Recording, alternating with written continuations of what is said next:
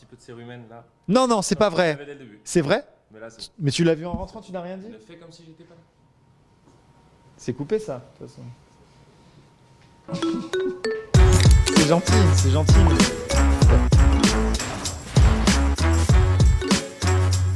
J'ai une note dans mon téléphone qui est très importante pour moi. C'est une note avec toutes mes idées, je passe très vite comme ça. Ah non, vous avez tout vu. Fin de carrière. Dès que je vois un truc dans la vie de tous les jours, ça peut être un documentaire, ça peut être quelqu'un qui me dit un truc, ça peut être à n'importe quel moment. Donc des fois je sors mon téléphone devant les gens, ça pourrait être en pleine interview et je note une idée. Et moi je vois vraiment ça, alors là la comparaison va pas être incroyable, mais je vois vraiment ça comme des petites graines que je plante dans ce terreau fertile qui est ma note. En fait, il y a deux choses que j'ai déléguées dans mon métier, c'est le montage vidéo et la production, donc tout ce qui est la logistique, s'il faut réserver un lieu. Il y a 6 personnes qui sont dans une boîte de production qui font les montages de plusieurs personnes de la Redbox, essentiellement Vodka et moi. Ils font tout le montage, ensuite je vais les voir.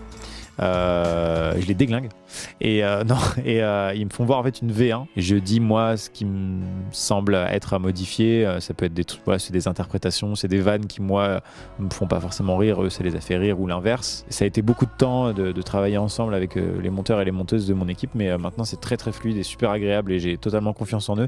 Je suis parti au pôle Nord pendant 2 semaines et ils ont publié les vidéos sans même que je les voie en fait. C'est très chaotique, pour être honnête, c'est le bordel. Parce que y a pas mal de contraintes. J'ai jamais réussi à trouver un jour dans la semaine qui est bien, donc j'ai tout tenté. Si c'est une bonne vidéo, elle va forcément marcher le week-end, alors qu'en semaine, ça fait un peu... Ça peut être un petit peu touchy, ça peut être un petit peu chaud. Et puis parfois je fais des vidéos sponsorisées, dis-toi. Donc du coup, les marques me demandent, il faut que ça sorte le 14 septembre absolument. Donc là, j'ai pas le choix. Je dirais pas que je me censure par rapport à mon public, mais je me censure de plus en plus par rapport à mon époque, parce qu'il y a des choses qui passaient il y a des années et qui passent plus maintenant. On le voit avec tout le monde, avec tous les youtubeurs et tout ça. Il y a toujours une petite communauté qui est prête à bondir. Mais l'avantage qu'on a sur YouTube, c'est qu'on a, j'espère, un minimum d'autodérision, et si on a vexé quelqu'un, on peut présenter des excuses, on peut assumer en fait tout simplement et pas se cacher derrière une chaîne de télé ou un média ou quoi. J'ai pas l'impression que c'est un énorme frein non plus, ça va, c'est cool.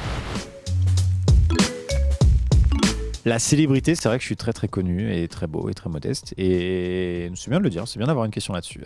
Comment je gère cette célébrité? Bah moi je suis, alors de base j'aime pas du tout mélanger la vie privée et même le travail et la vie privée. Donc forcément maintenant ça a pris des proportions de malade, et les gens l'ont bien compris en vrai dans la rue.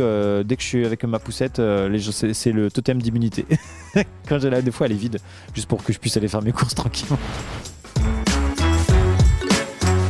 Une bonne question. Moi je suis militant, vraiment militant, peut-être pas quand même, mais de la décentralisation du divertissement en France.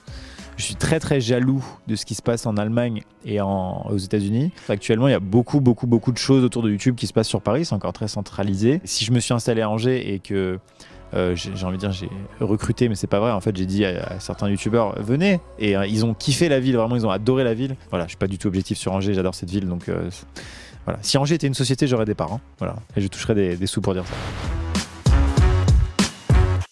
J'ai pris le risque, et à un moment donné, j'ai envie de dire, il faut poser les balls sur la table et dire moi j'y vais, hein, let's go, on verra bien. De toute façon, c'est comme ça que marchent toutes les entreprises, il faut s'endetter pour pouvoir faire des projets fous. La Redbox est un projet fou, et j'ai envie de continuer à faire ça, donc voilà.